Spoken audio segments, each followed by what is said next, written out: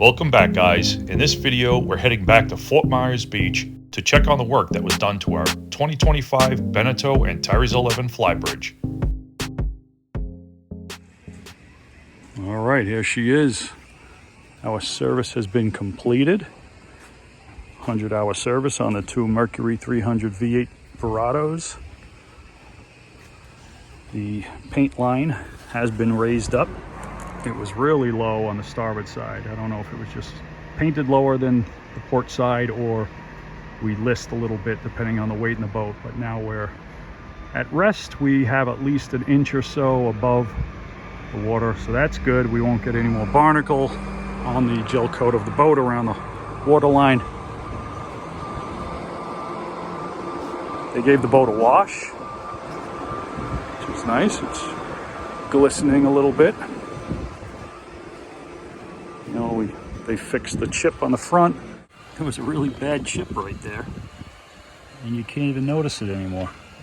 Great job, guys. They gave me some pieces that I needed. Got rid of the recoil on the Mercruiser system. There was some recall notice, minor stuff. And that's it. So we are getting ready to go after a nice day at Fort Myers Beach. And we also asked if they could leave us the maintenance, 100-hour maintenance kit for our generator, because I'm going to take care of that myself. So we have a spare impeller, we have some grommets, O-rings, fuel filters. So we'll take care of that also. All right, good job. They got us out of here at Snook Bight Marina. It was only a few days I was here for all this work. I'm surprised they got the fiberglass work done too. But thank you very much, Derek and the crew, and Will for helping me out. Good job, guys. Let's see how she starts up.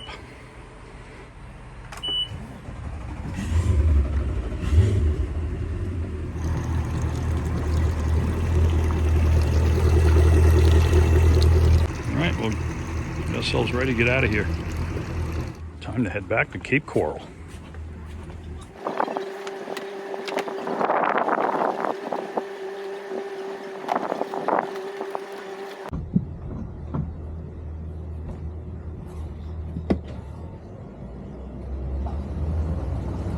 I don't really like using the joystick too often, but when pulling away from a dock, the ability to actually go sideways with the joystick and the bow thruster really helps out in some situations.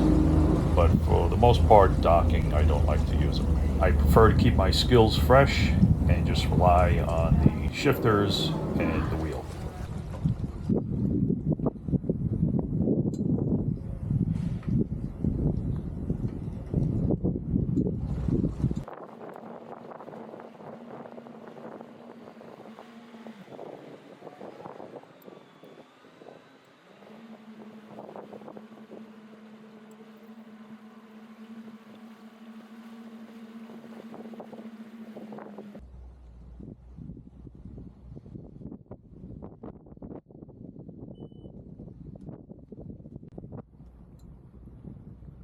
All right, so hopefully we have a nice, comfortable ride back, and I get to tell you guys some information that I've been meaning to get out to you guys. A few things I don't know if I ever explained. So everybody, most of you probably know I do have my captain's license, and I do charters, and I do all this captainy stuff like transporting boats, and I do boat lessons, and boat deliveries and stuff like that.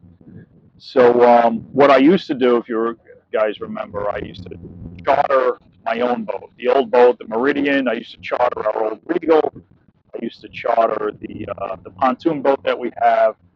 But this boat, the Beneteau Antares 11 flybridge, I have not chartered at all. And I don't think I really got into that and explained why I can't charter this boat.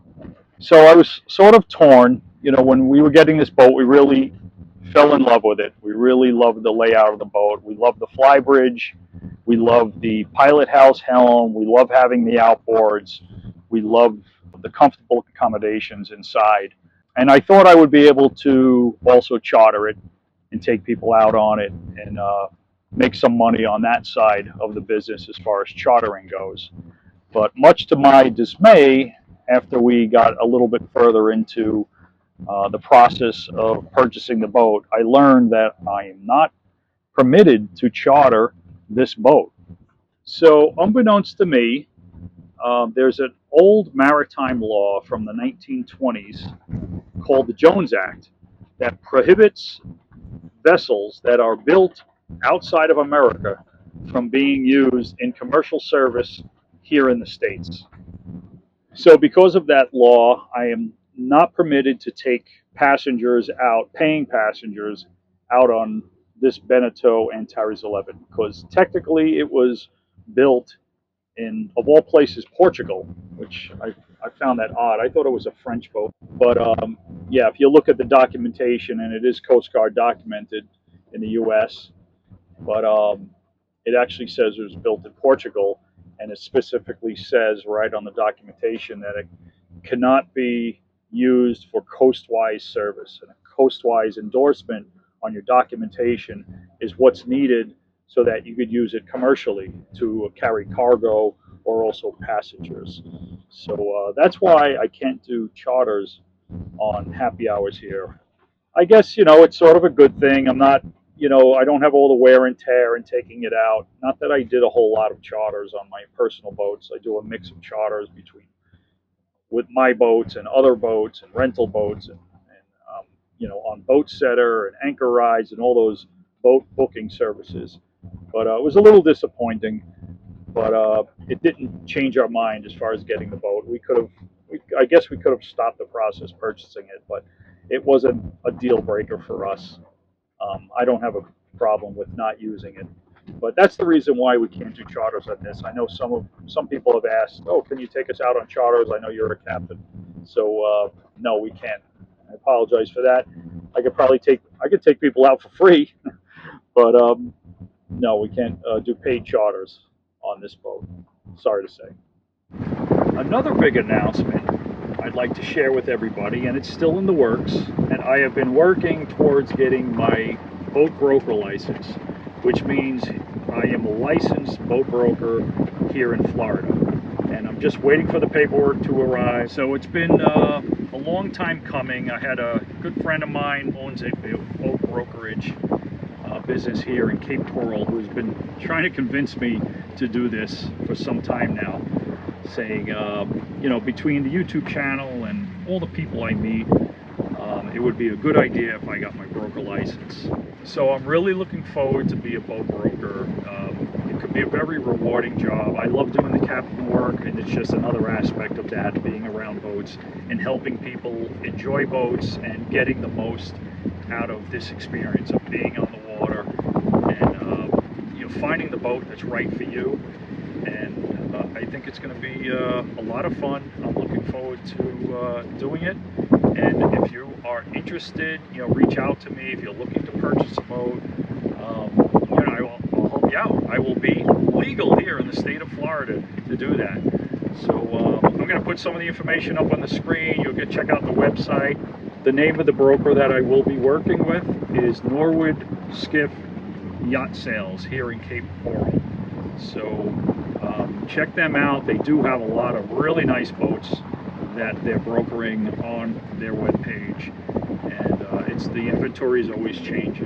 So if you are interested in that, you're interested in purchasing a boat or selling your boat, reach out to me, reach out to them, and we could definitely help you out. That's the latest going on with me.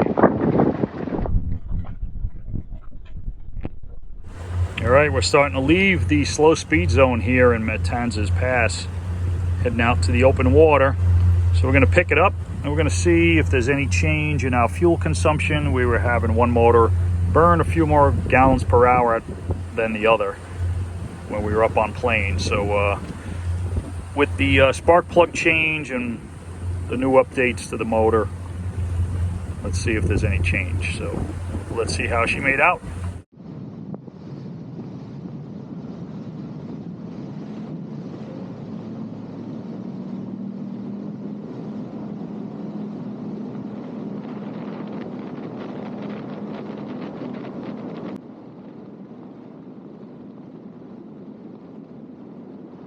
Alright, we are running at at 31 miles per hour, just over a mile per gallon.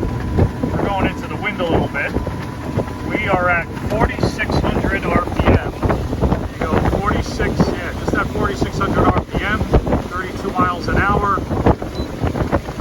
And our fuel consumption is a little more balanced. We're 14.5 on the starboard motor and 15.5 on the port. So it's only about 1 mile per hour difference compared to the 2.5 to 3 mile per hour difference before we had the service. So much better fuel consumption, a little more balanced between the two motors. So good job, Viage. Thank you, Snook, Bight, Marina.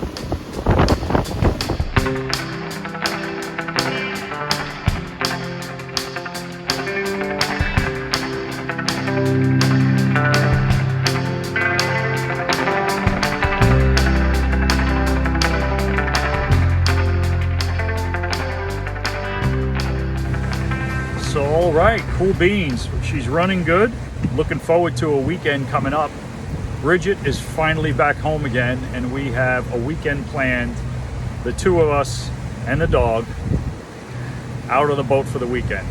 So we're hoping to get out, head on up to Pelican Bay, Cayo Costa, Boca Grande Sandbar. So hope you stick around for the ride with us. We're definitely going to share it with you. Thanks for watching, guys, and we will see you next time.